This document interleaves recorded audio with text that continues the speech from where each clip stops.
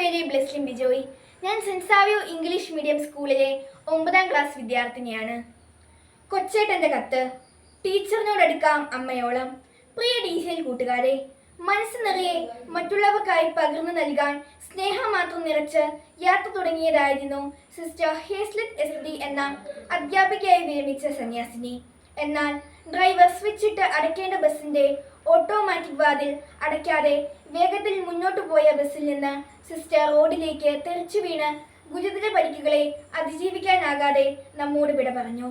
കോതമംഗലം കോഴിപ്പള്ളിയിൽ വെച്ചുണ്ടായ അപകടത്തിലാണ് ഈ കഴിഞ്ഞ വർഷം ഊന്നുകൽ ലിറ്റിൽ ഫ്ലവർ ഹൈസ്കൂളിൽ നിന്ന് വിരമിച്ച് നിരവധി മേഖലകളിൽ സജീവ ശുശ്രൂഷ ചെയ്തു വന്ന നല്ല അധ്യാപികയായ സിസ്റ്ററിന് ഇന്നലെ ജീവൻ നഷ്ടമായത്.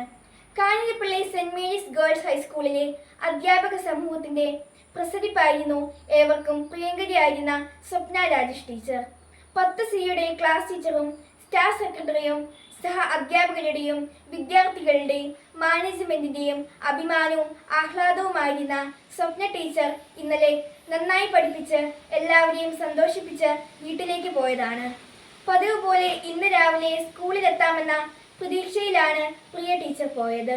എന്നാൽ വീട്ടിൽ വെച്ച് പെട്ടെന്ന് ഹൃദയാഘാതം ഉണ്ടാവുകയും ജീവൻ നഷ്ടമാവുകയുമാണ് ഉണ്ടായത്.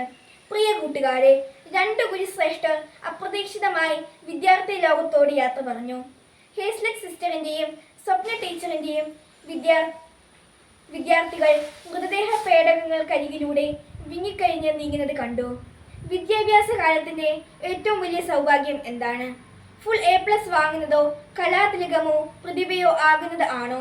സമ്മാനങ്ങൾ ഒന്നും കിട്ടുന്നില്ലെങ്കിലും താൻ ബഹുമാനിക്കുന്ന അധ്യാപകരുടെയും പ്രീതിയും വാത്സല്യവും തന്നോടൊപ്പമുണ്ട് എന്ന ഓരോ വിദ്യാർത്ഥിയുടെയും ആത്മവിശ്വാസവും ഉള്ളിലെ അഭിമാനവുമല്ലേ ഏറ്റവും വലിയ സൗഭാഗ്യം? തീർച്ചയായും അതെ. അതിന് ആത്മാർത്ഥതയും സത്യസന്ധതയും ഉണ്ടായാൽ മതി. അധ്യാപകരോട് എത്രമാത്രം അടുപ്പമാകാം? അമ്മയോളം അച്ഛനോളം എന്നേ ഉത്തരമുള്ളൂ. നമ്മുടെ ഭാരതീയ ദർശനത്തിൽ മാതാവും പിതാവും ഗുരുവും ദൈവതുല്യരാണ്. ഗുരുദേവോ ഭവ എന്ന് തന്നെയാണ് നമ്മുടെ പ്രമാണം. ദൈവതുല്യരാണ് ഗുരുസ്ഥാനം. ഗുരുത്വം എന്ന മഹാകൃപ വിദ്യാർത്ഥിയിലേക്ക് വർഷിക്കാൻ ഉള്ളിൽ വെളിച്ചമുള്ള ഗുരുവിന് മാത്രമേ കഴിയൂ. അതിനാൽ നമ്മുടെ എല്ലാ അധ്യാപകരെയും നമുക്ക് അങ്ങേയറ്റം ആദരിക്കാം. ആദരിക്കാൻ ഒട്ടും ബാക്കി വെക്കരുത്. അവരെ അമ്മയെപ്പോലെ സ്നേഹിക്കുക. സ്നേഹം ഒട്ടും കുറച്ച് കളയരുത്. അവനോട് ഹൃദയം തുറന്ന് സംസാരിക്കാം. മറ്റൊരു അവസരത്തിലേക്ക് മാറ്റിവെക്കരുത്. പിന്നീട് അവസരം കിട്ടിയെന്ന് വരില്ല. സ്വപ്ന ടീച്ചറിനോടും ഹേസ്ലെറ്റ് സിസ്റ്ററിനോടും പിന്നീട് പറയാനായി അവരുടെ പല വിദ്യാർത്ഥികളും മാറ്റിവെച്ചത് അവരുടെ ഉള്ളിൽ ബാക്കിയാവുകയാണ്. നമുക്ക് ഇന്ന് തന്നെ സ്നേഹാദരവുകളോടുകൂടെ പുഞ്ചിരി മഞ്ചരികളുമായി നമ്മുടെ അധ്യാപകരുടെ മനസ്സിൽ ശിഷ്യവസത തീർക്കാം. അമ്മയോളം അടുക്കാം. അനുഗ്രഹീതരാകാം. ആശംസകളോടെ സ്വന്തം കൊച്ചേട്ടൻ.